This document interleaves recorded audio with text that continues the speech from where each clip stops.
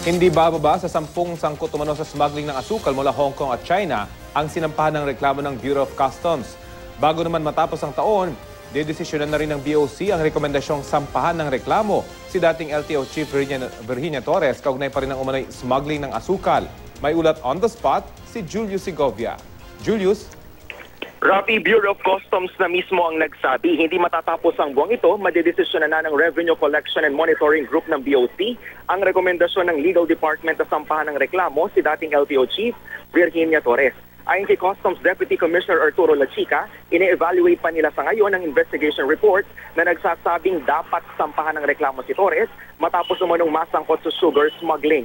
Ayaw nang magbigay ng dagdag na detalye ng BOC kaugnay nito, pero sa Department of Justice daw nila idediretso ang pagsasampa ng reklamo. Samantala, Rafi, hindi bababa sa 10 tao ang sinampahan ng customs ng smuggling sa DOJ ngayong araw. Mga opisyal, empleyado at customs broker sila ng dalawang kumpanya na umangkat ng asukal sa Hong Kong at China pero dinaya ang deklarasyon. Sa halip na asukal, idineklara ng Rainbow Holdings Incorporated at Tricio General Merchandise na bitumen na ginagamit sa road surfacing at roofing ang kanilang kargamento.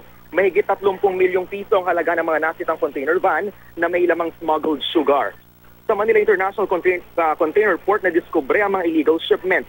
Nangako naman Rafi sa Customs Commissioner Bert Lina na tuloy-tuloy ang automation sa ahensya para mas mapahusay daw nila ang kanilang trabaho. Samantala, Rafi, patuloy pa rin nating sinisikap na kunin ng panig naman ng mga sinampahan ng kaso.